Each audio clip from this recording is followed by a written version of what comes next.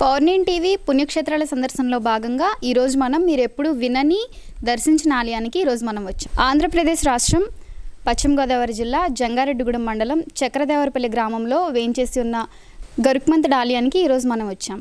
ఈ ఆలయ విశిష్టతను పౌర్ణమి టీవీ ద్వారా తెలుసుకుందాం. రండి, ఆలయం లోపలికి వెళ్ళి గరుక్మంతుడిని దర్శించుకుందాం. ఓం నమో నారాయణాయ.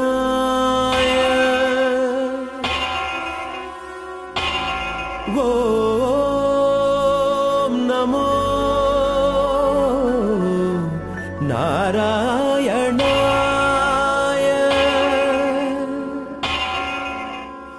ఓం నమో నారాయణాయ. శ్రీ మహావిష్ణువు వాహనంగా పేరున్న గరుక్మంతుడికి ప్రత్యేకంగా ఆలయాలంటూ ఎక్కడా ఉండవు. విష్ణువాలయంలో స్వామివారి ఎదుట గరుక్మంతుడు నమస్కరిస్తూ మాత్రమే దర్శనమిస్తూ ఉంటాడు. చక్రదేవరపల్లిలో ఈ ఆలయం ఉండటం ఒక ప్రత్యేకత అని చెప్పాలి.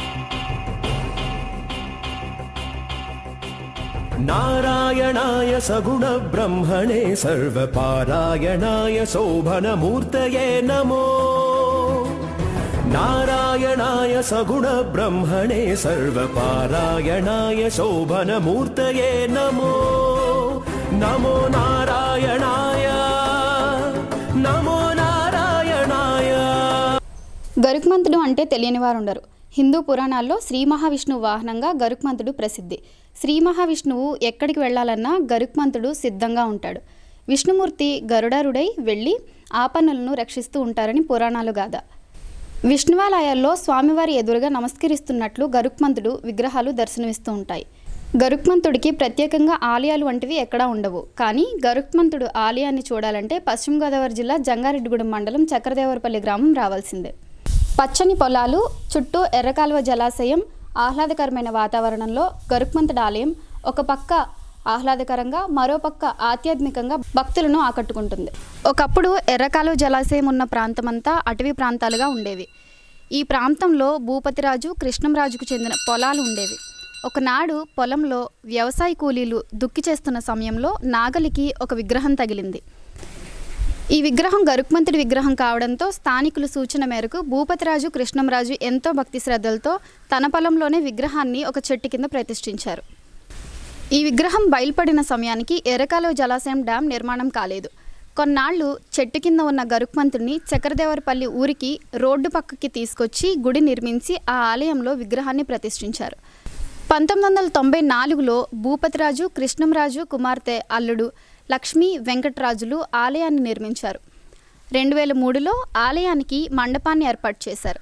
స్వామిని పూజించి పొలంలోకి అడుగుపెట్టిన వారికి సర్పభయం ఉండకపోవడంతో పాటు తలపెట్టిన పనులన్నీ శీఘ్రంగా జరగడంతో ఆలయానికి వచ్చే భక్తులు పెరిగారు. నేత్రాయ శేషాద్రి నిలయాయ తే నమో.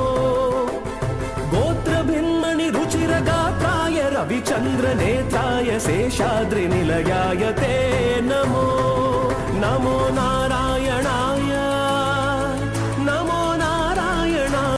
ఈ ప్రాంత రైతులు ఏరువాక అంటే వ్యవసాయ పనులు ప్రారంభించే ముందు గరుక్మంతుడికి మొక్కుకొని పనులు ప్రారంభిస్తుంటారు. ఒకప్పుడు పశువులకు జబ్బులు చేస్తే స్వామివారికి పూజలు చేయిస్తామని మొక్కుకునేవారని ఈ ప్రాంత రైతులు చెబుతున్నారు. మేము పొలాన్ని గణమంతుడు ఉండేవాడు మా చేలోని. మా చిన్నప్పటి నుంచి కూడా తీసుకొచ్చి ఇక్కడ పెట్టామండి.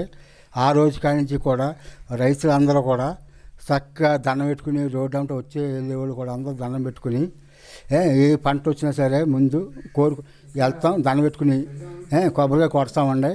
వచ్చిన పంట ఏదైనా సరే ముందు దేవుడికి గణమంతుడికి సమర్పిస్తామండి.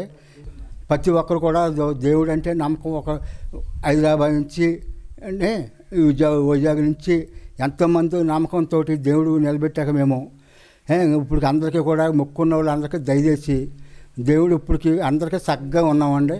అదని రైతులు పాపం వ్యవసాయ పనులు బాగా ముందు గరుక్మంతుడికి దండం పెట్టుకుని ఇక్కడ తెచ్చి మొదటి పంట దేవుడి కాడ పెడతామండి. అన్నీ బాగా చూసుకుంటాం. అన్నీ దేవుడు బాగా నమ్మకం అంటేనే. కార్తీక మాసంలో ఈ ఆలయంలో ప్రత్యేక పూజలు నిర్వహిస్తారు. స్వామివారికి అభిషేకాలు నిర్వహిస్తే అనుకున్న కోరికలు నెరవేరుతాయని ఇక్కడ భక్తుల విశ్వాసం. ఈ గరుత్మంతుడు ఎర్రకాలలో దొరికాడు, తీసుకొచ్చి ఇక్కడ ప్రతిష్ఠించారు. ఇక్కడ రైతులందరూ ఏ పని మొదలు పెట్టినా ఇక్కడ పూజ చేసుకుని ఆ పని ప్రారంభించుకుంటారు. అదంతా సత్ఫలితాన్ని ఇస్తుందని ఈ గరుత్మంతుడిని నమ్మి ఇక్కడ అన్ని పూజలు బాగా చేస్తూ ఉంటారు. కార్తీక మాసంలో బాగా జరుగుతాయి పూజలు. ఓం నమో నారాయణాయ.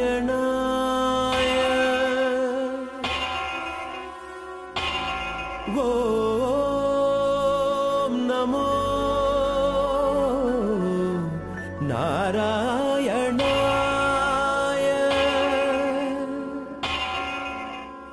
ఓం గరుక్మంతుని వారి ఆలయ విశిష్టతను శ్రీ గోకుల తిరుమల పారిజాతగిరి శ్రీ వెంకటేశ్వర స్వామి ఆలయ ప్రధాన అర్చకులు నల్లూరి రవికుమార్ ఆచార్యులు గారిని అడిగి తెలుసుకుందాం.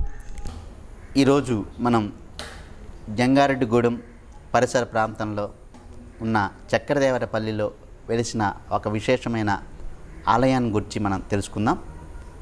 మనం గరుత్మంతునికి ఒక ప్రత్యేకమైన ఆలయాన్ని మనం ఎక్కడా చూడం. గరుత్మంతునికి ఒక ప్రత్యేకమైన ఆలయాన్ని మనం చూడాలి అనుకుంటే జంగారెడ్డిగూడెం పరిసర ప్రాంతమైన చక్రదేవరపల్లి ఎర్రకాలువ జలాశయ ప్రాంతానికి వెళ్ళి ఆ గరుడిని మనం దర్శించుకోవాల్సిందే. విష్ణువు యొక్క వాహనాల్లో బ్రహ్మోత్సవంలో వెంకటేశ్వర స్వామికి వివిధమైన వాహన సేవలు జరుగుతూ ఉంటాయి. మనమంతా కూడా చూస్తూ ఉన్నాం. బ్రహ్మోత్సవ సమయంలో అన్ని వాహనాల్లో కన్నా విష్ణువుకు ప్రీతికరమైన వాహన సేవ ఈ గరుడ వాహన సేవ. సాక్షాత్తుగా శ్రీ మహావిష్ణువుకు వాహనమైన గరుడుపై స్వామి ఊరేగుతాడు కాబట్టి గరుడ సేవకి చక్కటి ప్రాముఖ్యత మన పురాణాల్లో శాస్త్రాల్లో చెప్తూ ఉంటారు. అలా గరుడు యొక్క ఆలయము వివిధ ఆలయాల్లో, విష్ణు ఆలయాల్లో మనం వెంకటేశ్వర స్వామి ఆలయం కానీ, వేణుగోపాల స్వామి ఆలయం కానీ, జనార్దన స్వామి ఆలయం కానీ, ఇలాంటి నరసింహస్వామి ఆలయం కానీ, ఇలాంటి ఆలయాల్లో స్వామివారికి ఎదురుగా ఈ గరుడ వాహనాన్ని ప్రతిష్ఠ చేయడం మనం చూస్తూ ఉంటాం. కానీ ఈ చక్రదేవరపల్లిలో ఉన్న ఆలయం యొక్క విశేషం ఏంటంటే ప్రత్యేకంగా గరుడికే ఒక ఆలయం ఉందన్నమాట. ఎందుకంటే సుమారు ఒక 50 సంవత్సరాల క్రితం ఇప్పుడు మనం చూస్తున్న ఎర్రకాలువ జలాశయం నిర్మాణం జరగక ముందు ఈ ప్రాంతంలో పొలంలో వ్యవసాయం చేస్తుండగా ఒక రైతు యొక్క పొలంలో ఈ గరుడు యొక్క విగ్రహం లభించింది. ఆ లభించిన విగ్రహాన్ని తీసుకువచ్చి ఒక చిన్న పాక వేసి క్రమేణా తర్వాత ఒక చిన్న ఆలయాన్ని ఆ గరుడికి నిర్మించడం జరిగింది.